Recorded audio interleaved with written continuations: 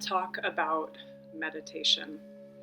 And this is actually one of my favorite subjects, and it really has nothing to do with the process of clearing the mind. I think that is probably one of the biggest myths about meditation. But for me, my experience with meditation, the biggest event in my life that caused me suffering was what led me into an even deeper journey into meditation and yoga. And I'm going to tell the story here as briefly as possible. If you are a follower of my blog post, you'll also find a story that I wrote about this as it was happening to me, just because the luck of my life was that I happened to be in a creative writing course when I underwent this great trauma and tragedy in my life. And so I was able to reflect on that. And I will put the link to the blog post. Long story short, my sister was killed in a car accident in November of 2016. And the trajectory of my life was that I had recently gotten a divorce and moved from Northern California. In my life of over 30 years, my marriage of 24 years, raising my kids, seeing them grow into young adults, and then the parting of ways, the peaceful parting of ways between my former husband and myself, and then beginning a journey to discover who I was and how I was going to get through an educational career so that I could realize my dharma, which is as a healer. And I didn't have any goals or aspirations of being a yoga teacher or meditation teacher at that point. I had implemented meditation and yoga as, I would say commonly among us Westerners as something that I dabbled in for many years. But my real path through my degree process was to get a Bachelor of Science so that I could then work with people in holistic health and help them overcome or alleviate the effects of chronic disease.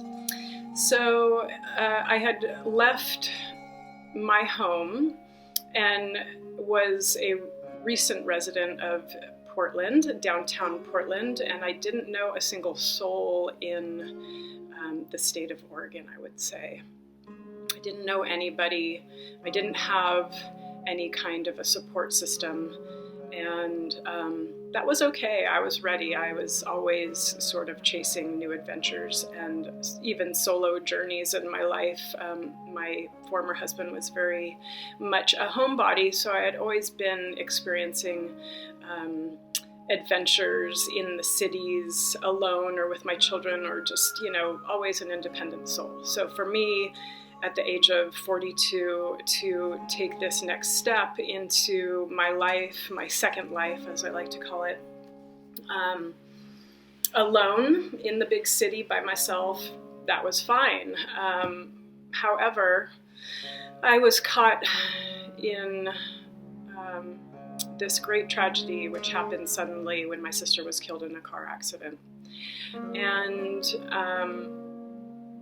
being her probably the relative that she was closest to as far as someone other than her children, her 3 children, I was burdened with the responsibility of making all of the important decisions about how we were going to deal with this very traumatic and immediate death.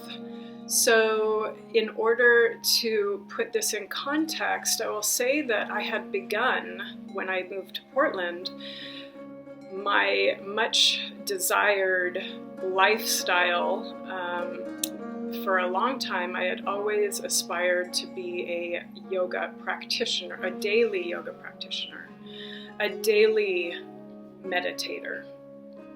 So when I was faced with this traumatic and tragic ending of my sister's life, I was already going to a yoga practice or incorporating a daily yoga practice in my life. And those who know yoga know that meditation is integral to the practice. Yoga is not this westernized idea of moving your body.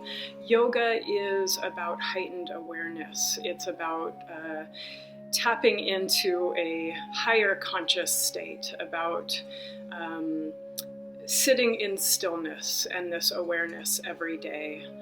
And yoga is a lifestyle. It is not a physical activity that you do 3 times a week. So thankfully, I had found my practice about in July. I began my daily practice, and she was killed in November. 5 months or 4.5 months of daily practice under my belt, so that when I was faced with the biggest source of grief that I had ever experienced in my life, I had a way to deal with it that didn't allow me to plummet into depression or overwhelm or deep sadness. Now, that is not to say that I did not experience many hours of crying my eyes out, of sitting in a ball, lying in a ball, rolled up, alone. I did not have a support system at my home in Portland, so about going through the process of grieving on my own. And now in retrospect, I can see how important that was for the continued development of my yoga practice and my spiritual connection to a higher power. Now, how did meditation and yoga help? Well, meditation is the process of not clearing the mind. That is the big myth. Meditation is the process of sitting in stillness. It is the process of experiencing a heightened awareness. Meditation, and this is under the umbrella of yoga, meditation is the slow detachment from the mind chatter. So you will still have the mind chattering away inside your head, right? This is your head, and then you have your mind. You have a brain and your mind. And the mind is neurons firing. And those firings happen. They are a retrieval of memories past, and they are the illusion of future that has not happened. And so the mind chatter is something that you can begin to detach from and recognize that it actually has nothing to do with who you are on the deepest level. The mind is the mind, and it tells stories, and it creates suffering. The mind can also create bliss, so you have a choice. Do I choose suffering, or do I choose joy and bliss? To go through this process of grieving alone and to be fully into my yogic practice meant that I was going somewhere. I was also very active in my life. I was walking up to 7 or 10 miles a day. I promised myself I would never drive when I was in Portland unless I was hauling large loads of things. So I was walking all over the place. I was staying out late, dancing my ass off. I was on foot. I was alone. I was either in the forest walking alone, or I was in the city walking alone. Maybe it was 10 o'clock at night. Maybe it was after a concert at 2 a.m. Whatever it was, I was deeply into a heightened sense of awareness. Sometimes people put themselves into dangerous situations so that they can experience a heightened sense of awareness over and over again. And although my situation was not one that you would traditionally think of as dangerous, as a woman alone traipsing about the streets of Portland at all hours of the day and night, I was putting myself in a position of experiencing a heightened sense of awareness again and again and again every single day. Meditation and yoga, when I would go to my yoga practice, and I belonged to 3 different studios. Anybody that knows me from that time in my life knows that I was a little bit of a crazy nut when it came to yoga. I was there every single day, 7 days a week for 3 years solid. That was my dedication to my practice. That was my journey into a true heightened sense of awareness. It was always getting from one place to another, accomplishing all of my schooling and running a business and all of the things that I had to do, and then making it to my yoga practice so that I could sit in stillness, I could move my body in ways that created a lot of discomfort and a lot of strength. And through that process of sitting in stillness, of being dedicated and disciplined about my practice, I was able to face this grief that was very, very fresh and new and traumatic, and turn what would be suffering into what I would say it still is, a higher sense of connection to my sister. See, I experienced the energy body that I am, not this physical body, but the energy body that I am. And within my meditation, I was able to get closer to her. I was able to connect to her, and I felt her so strong. I mean, she was a spiritual person. She is a spiritual being. She is a being of light. And so when she would come to me, and she would come regularly, I experienced a connection with her so strong that it allowed me to move out of my own selfish grief, which she let her family know before she died, that any grieving you do for someone who has passed on into another realm is your own selfish grief. I was able to overcome that. I was able to change suffering into a blissful connection with this being of light. And through my connection with her, I was able to experience myself as a being of light as well. Now, what does this mean? This means that when you sit in meditation, when you practice yoga at its deepest core, you are removing the identification with the physical body, with the mind chatter, and you are identifying with yourself as a being of light and love. It is a choice, believe me. Every day that we sit with ourselves in stillness, every day that we make the choice to remove that identification with whatever is going on in the mind, and we let go of ego, of this ego drive to take everything personally. Humans do. We have a drive to make everything personal, and it's not. Most people are not operating as beings of light, unfortunately. They come into the dark sides of themselves and they identify with selfishness and greed and ego identification.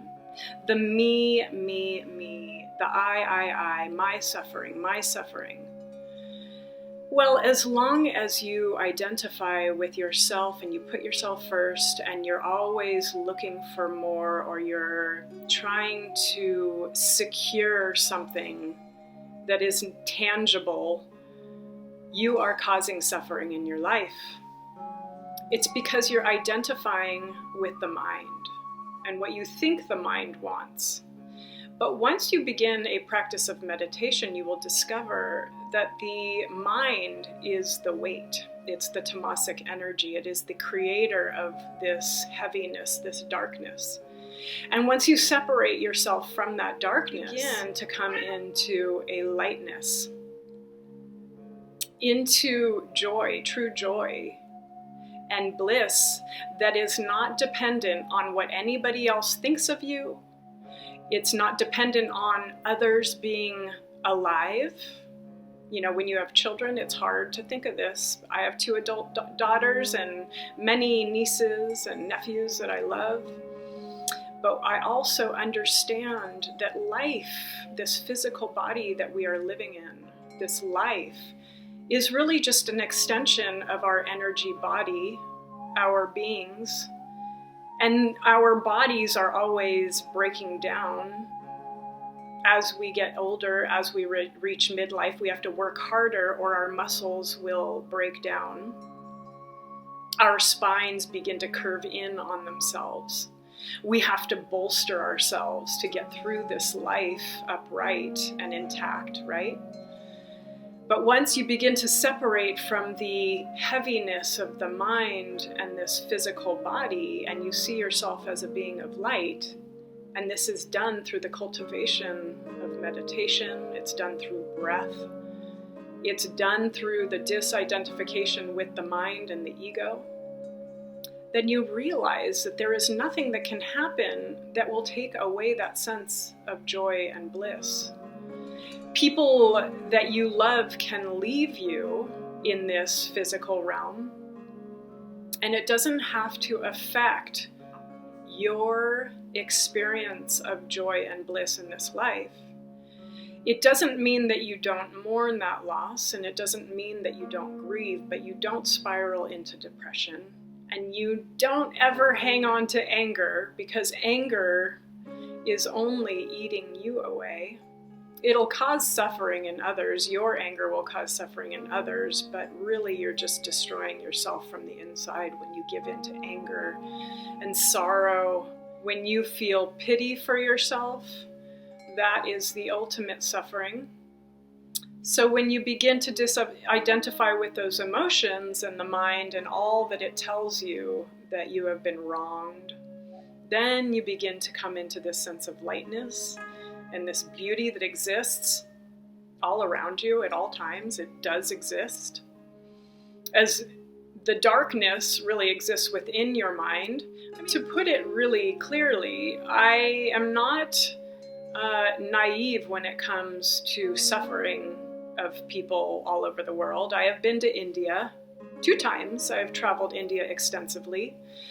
When I was young, I grew up with a lot of different experiences, and one of those was living in Mexico for a short period of time, but long enough to see suffering.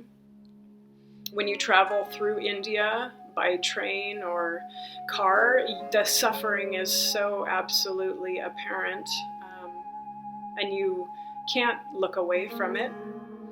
But through that suffering that you see, you also see that these people who live in destitute poverty find their own bliss and joy. And they're not often dwelling on their own suffering. There are people that will, but they're often experiencing the joy in life despite their circumstances and despite what they don't have. You see, you have a choice in life. You can focus on all that you don't have, or all the people that have wronged you, or all of the broken hearts that you have experienced. Or you can begin to come into the experience of gratitude, and everything that you do have, maybe you're just able to pay the rent this month, or maybe you just happen to have groceries in the fridge at this moment. But that is more maybe than next month. And so can you come into this experience of living for today and the gratitude of having enough in this moment? Maybe it's the love that you have in your life. Maybe it's your connection with your children or your pets. Maybe it's just a smile that you exchange with a stranger. But those are the small moments of experiencing gratitude that will give your life a sense of bliss and joy. And so meditation really is this practice of coming into heightened awareness every day and allowing yourself to experience gratitude, because you begin to detach from the ego and the mind chatter.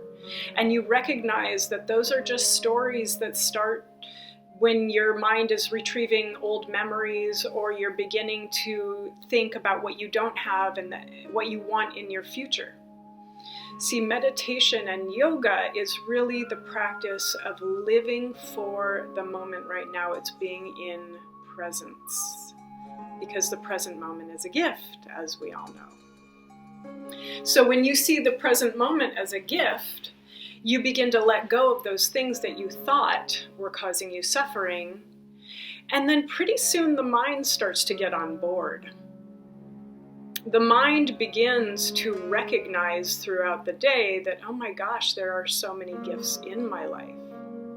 There are so many things that I can enjoy that are happening at this moment, that I don't have to be living in the past, and I don't have to be dwelling on what I would like for my future, because what I have at this moment is everything I need, and that is creating true joy in my life.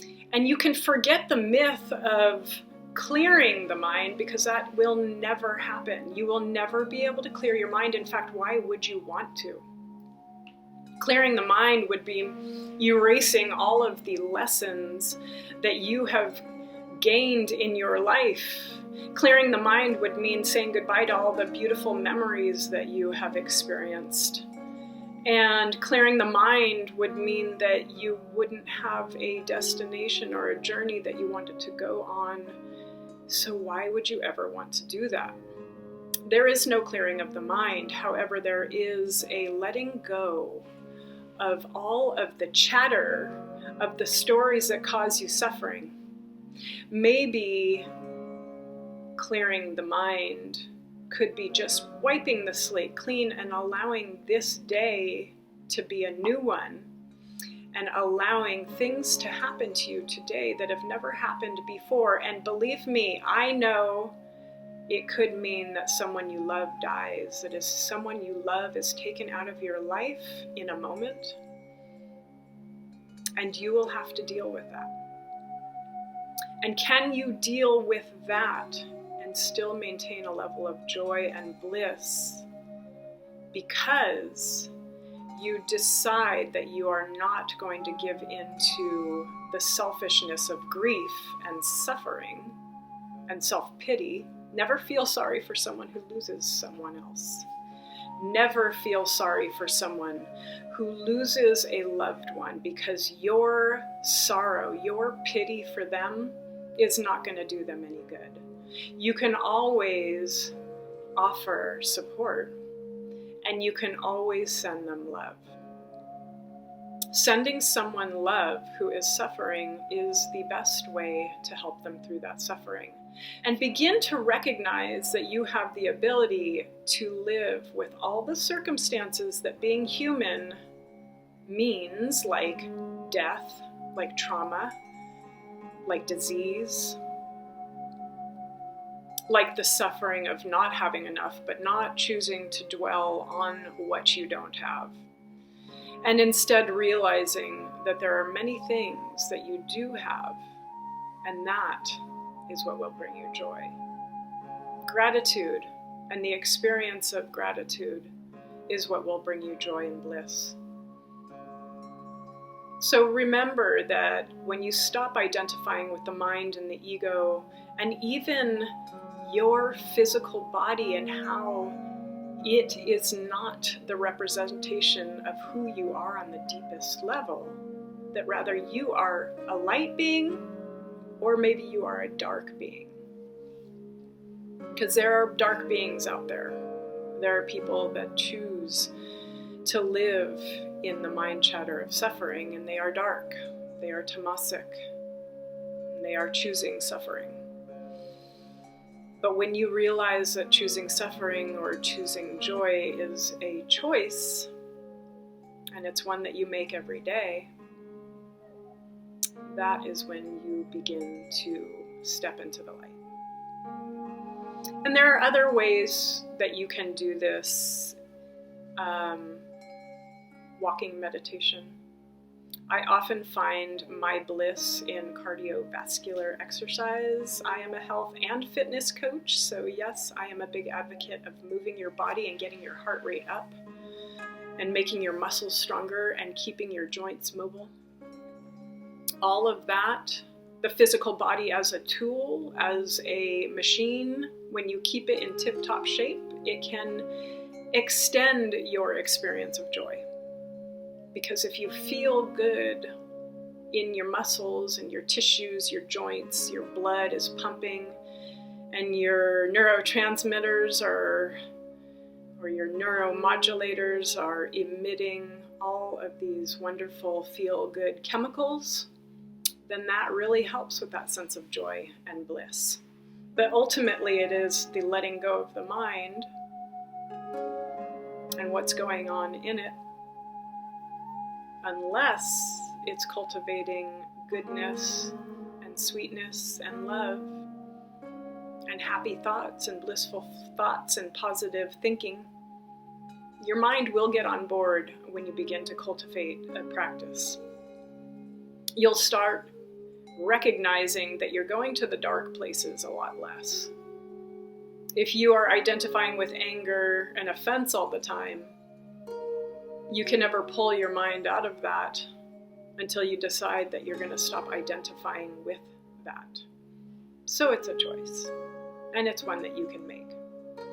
I made it, and here I am. It's 2022, so I've had almost 7 years of a daily yoga practice. And my mind jumps in and out of darkness, but for the most part, I'd say 85% of my life is living in sweet thoughts and love, even through the most challenging times. And yes, there are challenging times for me every day. No human gets away with not being challenged. No human gets away with not having outside influences, outside obstacles coming towards them all the time. But are you going to let those outside influencers affect your mental or emotional health? I would say if you are cultivating a life of mindfulness and heightened awareness, and you're taking care of your body, and you are in loving relationships that are reciprocal, then there's no reason that you should ever experience grief and sorrow to the extent that it would affect your emotional health.